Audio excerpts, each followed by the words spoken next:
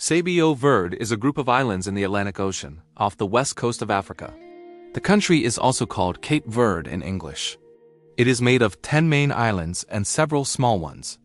The islands are divided into two groups: the Windward Islands in the north and the Leeward Islands in the south.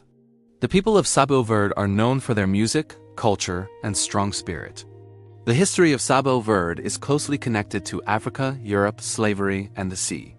Before Europeans arrived, the islands of Cabo Verde were not lived on by any people. There were no native tribes or villages. The islands were empty with only birds, sea animals, and plants. Because of their position in the Atlantic Ocean, the islands later became very important for sea travel between Europe, Africa, and the Americas. In 1456, Portuguese sailors discovered the islands. At that time, Portugal was one of the strongest sea powers in the world. The Portuguese were exploring the African coast and searching for new trade routes. They claimed the islands for Portugal and named them Cabo Verde, meaning Green Cape, after a green area on the African coast.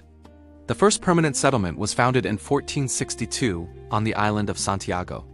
The town was called Ribeira Grande, now called Cidade Velha. This was the first European city built in the tropics. From there, the Portuguese began to develop the islands. They brought European settlers, African slaves, and new crops. Cabo Verde soon became an important center for the Atlantic slave trade. Ships from Europe came to the islands, then went to Africa to buy enslaved people, then crossed the ocean to the Americas. Cabo Verde was a stop where ships could get water, food, and repairs. Many enslaved Africans were also kept on the islands before being sent to the New World. Because Europeans and Africans lived together on the islands, a new mixed culture was formed.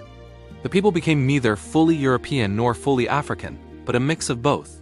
This mixing created a new language called Crioulo Creole, which is still spoken today. It also created new traditions, music, food, and ways of life. Life on the islands was not easy. The land was dry and there was little rain. Droughts often caused hunger and death. Many people died in famines, especially in the 1700s and 1800s. Some years, almost no crops could grow. Because of this, many Cabo Verdeans left the islands to find better lives in other countries. During the colonial period, Cabo Verde was ruled by Portugal. The people had little power over their own government. Most important jobs were given to Portuguese officials. Education was limited and many people were poor. Still, Cabo Verde developed a strong sense of community and culture, especially through music like Morna, which expresses sadness, hope, and love. In the 1800s, the slave trade was officially ended. Slavery itself was abolished in Cabo Verde in 1876. However, life did not become easy right away. Many former slaves and poor farmers still had very hard lives. The economy depended mainly on farming, fishing, and serving as a port for ships. In the early 1900s, new ideas about freedom and independence began to spread in Africa. Educated Africans started to question European rule. In Cabo Verde, writers and thinkers began to talk about identity and culture. They wanted respect for African roots and better conditions for their people. One of the most important figures in the fight for independence was Amílcar Cabral. He was born in Guinea-Bissau to Cabo Verdean parents and studied in Portugal. He became a leader who believed that African countries should be free from colonial rule. In 1956, he helped create the African Party for the Independence of Guinea and Cabo Verde, PAIGC. The PAIGC started a war against Portuguese rule in Guinea-Bissau in the 1960s. Cabo Verde itself did not have fighting because it was an island group, but many Cabo Verdeans supported the movement. They gave help, ideas, and leadership. Amílcar Cabral became one of the most respected African leaders of his time. In 1973, Amílcar Cabral was killed, but his ideas lived on. In 1974, a peaceful revolution in Portugal ended the dictatorship there. The new Portuguese government decided to give independence to its African colonies. In 1975, Cabo Verde officially became an independent country. The first president of Cabo Verde was Aristides Pereira, and the first prime minister was Pedro Pires. At first, Cabo Verde and Guinea-Bissau planned to become one country, but this did not happen.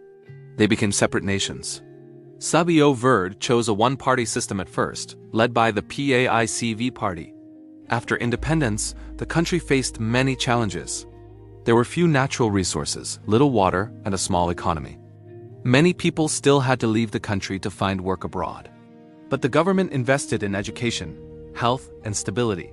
Slowly, life improved. In 1991, Cabo Verde changed to a multi-party democracy. This was a peaceful change, and free elections were held. This made Cabo Verde one of the most stable democracies in Africa. Power changed hands without violence, which was rare on the continent at that time. Since then, Cabo Verde has continued to grow. Tourism became an important industry. Visitors come for the beaches, music, and culture. Remittances, which are money sent home by people living abroad, also help the economy a lot. Many Cabo Verdeans live in the United States, Europe, and other African countries.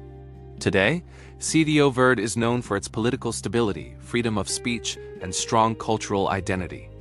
The people are proud of their mixed heritage and their language. Music, especially Morna and Coladera, is famous around the world, with singers like Cesaria Evora bringing Cabo Verdean music to international audiences.